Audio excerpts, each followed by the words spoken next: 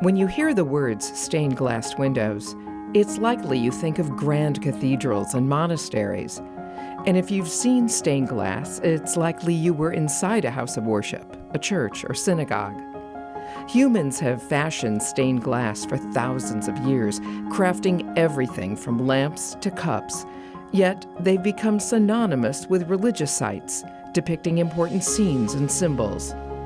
Stained glass windows often portray historical figures and sacred images on sheets of glass. They are illuminated by the shifting light of the sun, mesmerizing and inspiring all who gaze upon them. What is it about stained glass that gives it its everlasting appeal, and how did it become associated with religion? Join us on this edition of Sacred Sounds and Spaces as we explore stained glass, learning more about it from faith leaders, a scholar of the art form, and an artist who specializes in creating works of art in glass. Humans have been working glass for generations. The Egyptians were the first glass makers over 3,000 years ago, so there's a lot of history behind the art of glass. To learn more about the history of stained glass, we consulted a scholar on the subject at Emory University. I'm Elizabeth Paston. I'm a professor of art history here at Emory University. Some believe that it was only in the medieval period that windows like this one that tell stories came about. Glassworking technology and techniques from Egypt and Syria spread with the vast migrations of people across the span of the Roman Empire. Beyond the Roman Empire, the Crusades also influenced the spread of the art of stained glass. You had just a major migration of people from Western Europe to the East, where they would see monuments they hadn't seen before and been inspired. Under the influence of the Crusades, they looked more at Hebrew Bible or Old Testament narratives, where there are lots of scenes of combat that provide narratives that are similar to the Crusaders of old. The Middle East inherited glass making abilities from the Romans whose lands they took over, and Islamic monument like the Dome of the Rock had very beautiful stained glass windows. They're non-figurative, as fits the message of Islam, but very beautiful.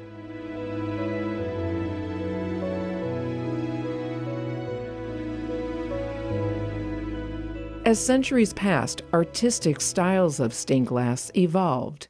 There's a very gradual evolution over time.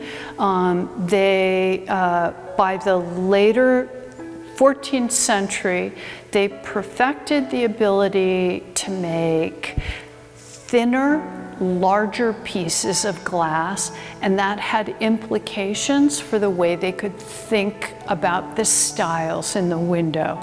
It would be possible with these larger, thinner pieces of glass to have perspectile rendering, or the kind of shading where you imagined a scene going into depth and in naturalistic detail. In the earliest glass we have, it is more of a colored mosaic with clear but simplified indications of subject. Often text would be included to identify a given scene. And then there's also added to the equation of style, a window you're going to see close up is going to be rendered in a certain kind of detail, a window at eye level, whereas a window that's going to be up in the tallest vaults of a cathedral is going to necessarily be a single figure composition with kind of big impact and less detail. There have been several periods in history where stained glass fell out of favor with the masses. Probably the most noticeable one would be the period of iconoclasm in the 16th century, when, with the rise of Protestantism, having images that were like opiates for the masses, that were too carnal, too fleshly, was considered a bad thing. Windows were smashed, but there was such a period in the Byzantine Empire in the 6th century, and there was such a period during the French Revolution in the 19th century. In that case, the vandalism of windows was because they were associated with hated elite hierarchies more than particular religious grounds. But stained glass is vulnerable in that sense. It's a fragile medium, which I always think is part of its appeal to us. Imagine that it's still here. In fact, all the medieval stained glass at Notre Dame of Paris survived the fire that took place there on April 15th, 2019.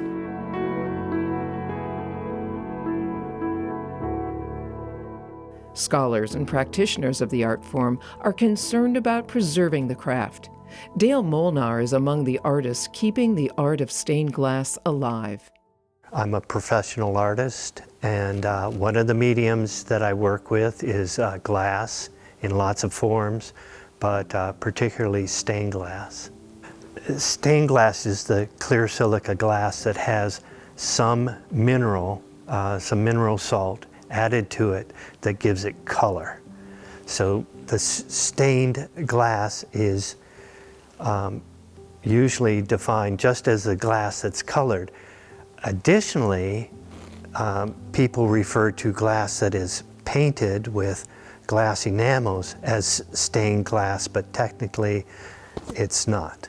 I describe myself as a liturgical artist, and I work with lots of different faith communities. Molnar's stained glass can be seen in several metropolitan Atlanta worship communities, among them Temple Col Emeth and St. Luke Lutheran Church. Rabbi Larry Cernovitz is senior rabbi at Temple Col Emeth. The Reverend Matthew O'Rear is pastor of St. Luke Lutheran Church. It's always important to understand that we're all trying to get closer to God, and the path that I'm on might not be the same path as the faith community that I'm going to be serving, but ultimately I'm helping them create their sacred space. Stained glass is an expensive medium to work with. Stained glass is probably associated with churches and synagogues, temples, because originally it was very expensive, and an individual would not have been able to own it. We do know from medieval accounts that to glaze a cathedral, to put stained glass on all of the windows, so to glaze a cathedral cost as much as the building of the cathedral itself. It was an expensive undertaking, but valued for that. It was used primarily, originally, for catechesis, as a teaching thing. People, originally, the masses were not educated, and so the stories were told in images. We live in a world where, thank God, people are beginning to realize that everyone doesn't learn in the same way. That there are visual learners and auditory learners, and textual learners. Glass is colored light, it's it's exciting, and it draws people's attention, and it was a way to have something between you and the outside world, to differentiate the sacred space from the rest of people's lives. But it was also used for teaching. We have evidence of sermons where the person delivering the service took a fishing pole and pointed out scenes in the window. Medieval stained glass as giving a text for the illiterate, which was a earlier kind of cherished notion.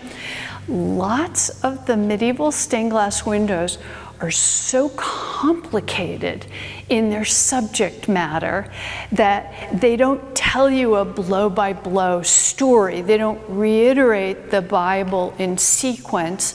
They might compare a scene from the Hebrew Bible to a scene from the Gospels. They might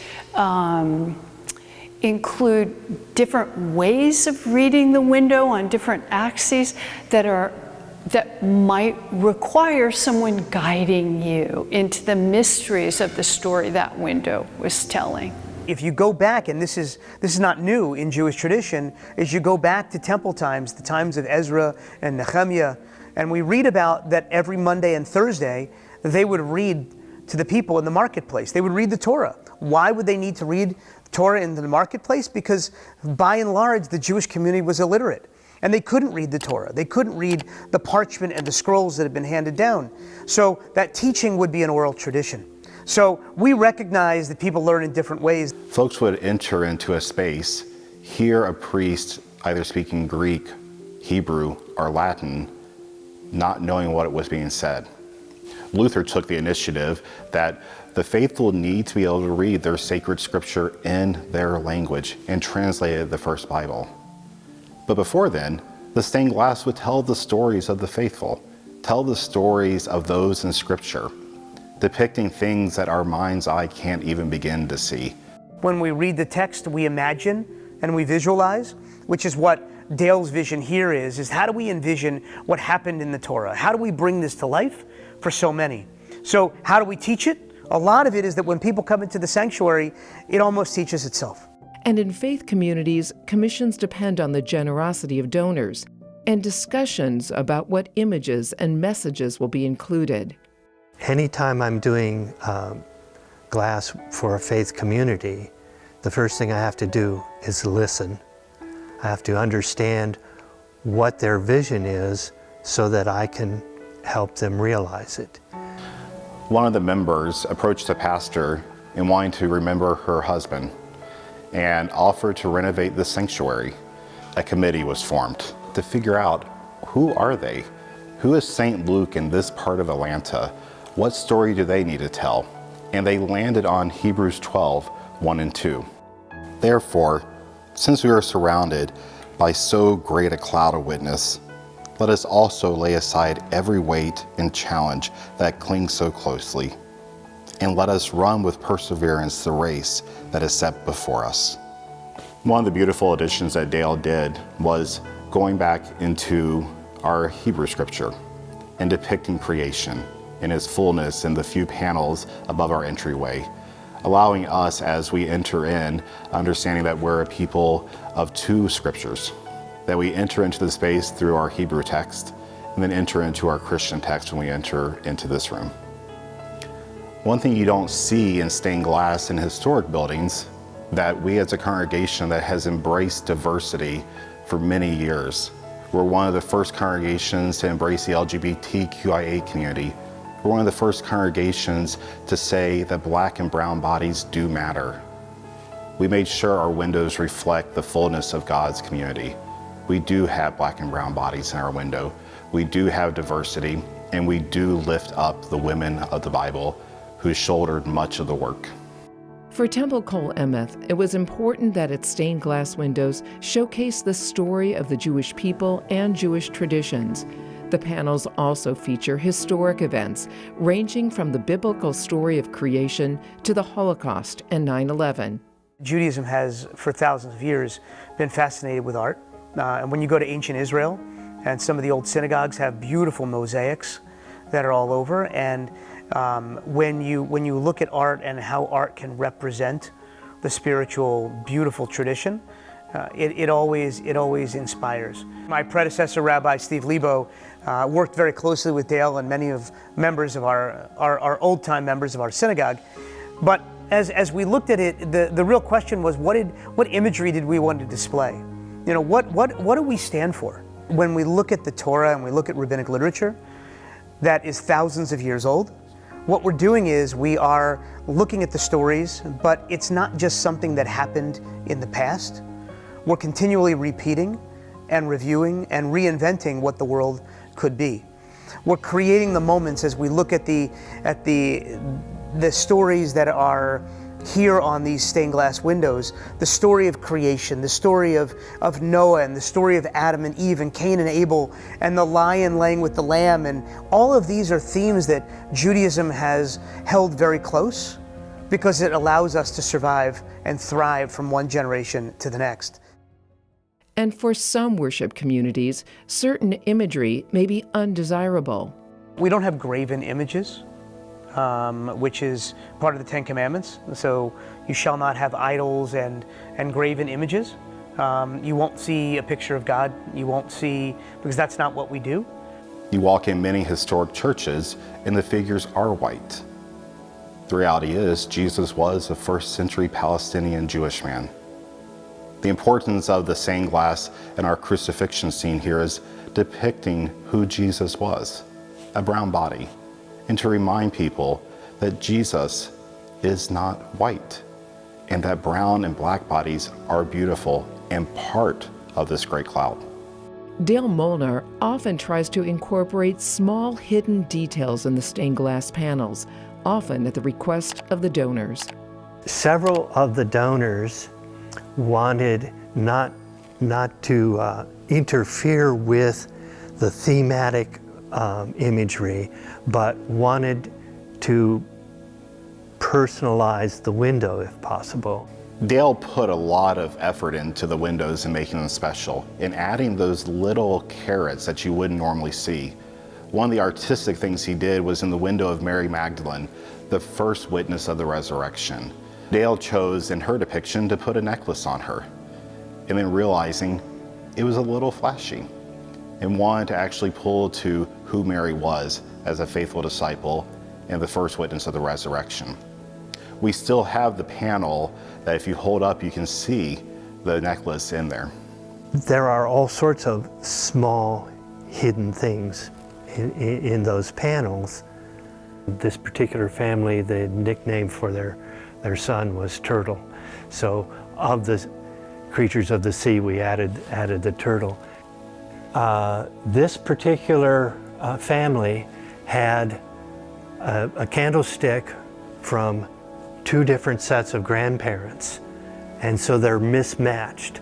And what I did was I took those exact candlesticks and put them into this Shabbat service.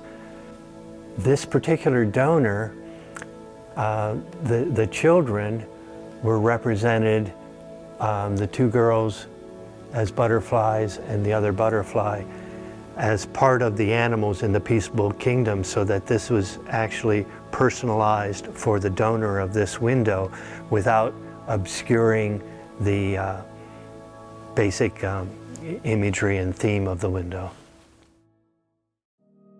Stained glass can transform a sacred space, engaging one's sense of sight, offering a point or points of focus for meditation and contemplation.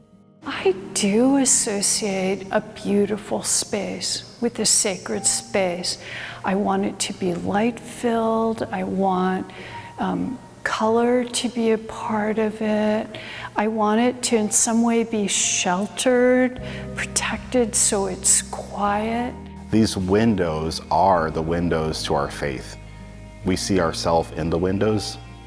We're nourished as we're in this space around meal and the Word, and then we're sent back out from the space. The first time I walked in here, it was incredible. The lights were off. The light shines through the windows in this blue hue that make you know some intentionality went into these windows. Something special is put in from the artist, that this community has embraced the story of their faith. And when it shines down in the sanctuary on Shabbat morning, and we can see the different colors and a reflection of those who have come before us, we're inspired by those who have created the past, because they've given us the baton, if you will, to then create the future. The beauty of the stained glass in this space can only be seen from the inside. As you drive past sacred houses of worship in this area, remember, to see the true beauty is to step inside. And then you realize the true beauty is not just the stained glass. It's the people gathered for the common good.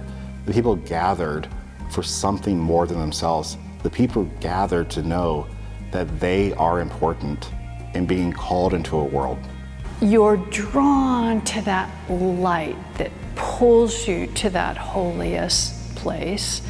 And I suppose for me, stained glass has something about the bigness of it, the way it transforms an interior space, but also the smallness of the level of craft involved. I think that glass is one of the few materials that draw people into the light and the experience of light and the way light passes through the objects, okay? So like glass is one of the few mediums that is like an experience. You experience glass through light. Early Christians thought of God as most like light. He was so transcendent, it was hard to explain him. So the idea of light and kind of reflected in the term enlightenment makes a lot of sense in understanding the power of these windows. And then they even explained one of the central mysteries of the Christian faith, which is the virgin birth of Jesus, by saying, even as light passes through glass and doesn't break it, so we can understand this great mystery of the faith. The light is a big symbol in Judaism. We can look up and we can see the Ner Tamid, the eternal light, that is written about in the Torah, that we should keep the light lit to let us know that God is always with us.